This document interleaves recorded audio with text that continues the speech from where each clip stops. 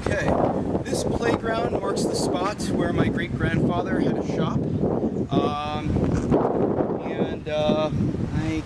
don't know, I might have his name. Let's see here.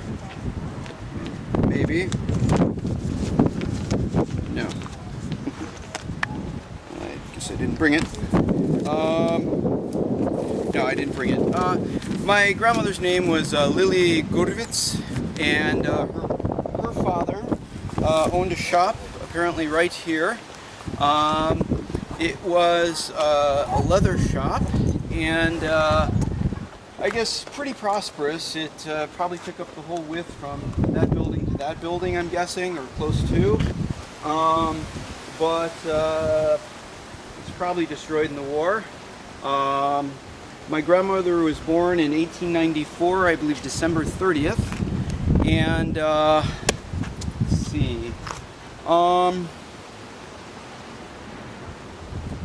She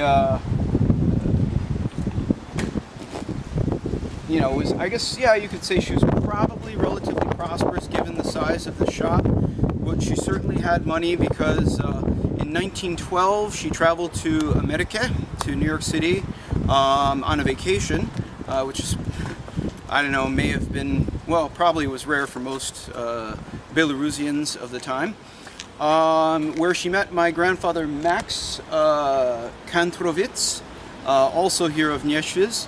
And let's see, my grandmother, interesting note, I guess, she, well, I should say first, she traveled in 1912 to New York. Max and Lily were married in 1915. And Lily,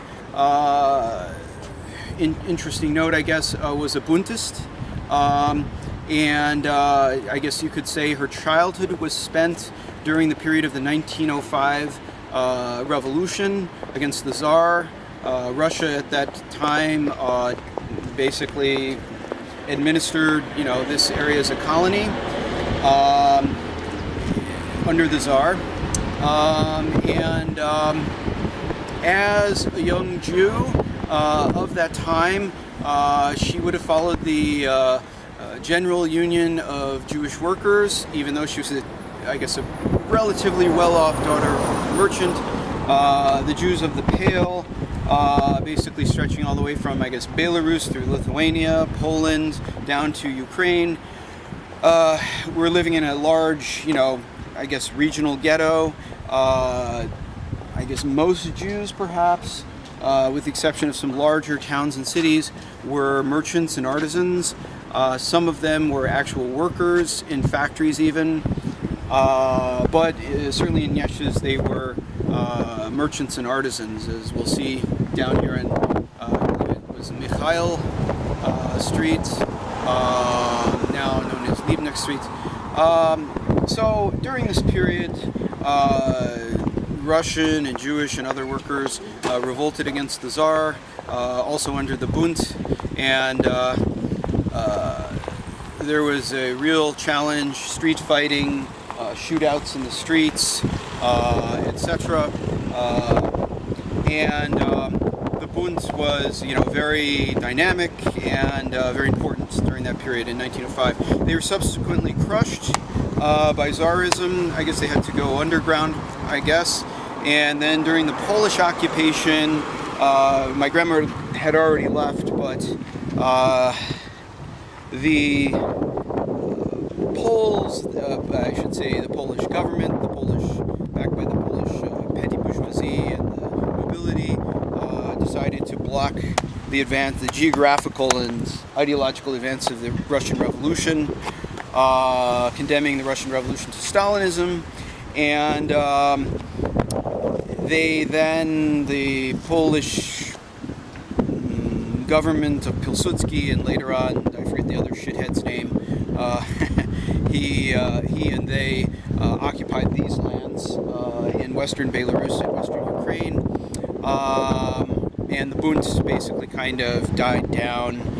So the only two visible forces in Nieshviz at least from 1919 on to 1939, about 20 years, were either the Zionists, supported primarily, I think, by rich Jews, very rich Jews, and also religious Jewry, the Hasidim, and I guess others. And then there were the communists, I guess, who were underground, but, fairly dynamic. And they were persecuted along with Jews, I guess. Well, in Yeshias, I don't know. Maybe Jews were persecuted. I wouldn't be surprised, given Polish anti-Semitism of the time, and certainly, the anti-Semitism, I would imagine, grew as things got more to the right politically in Poland and their colonial possessions. And at any rate, if you were a communist, you were basically beyond the pale, as they say. So you were subject to arrest, prison, etc. I should say, too, my grandmother mentioned an orchard growing up, and I guess that orchard is down around there somewhere. And I think there were other shops in my family here, and they're there. Yeah.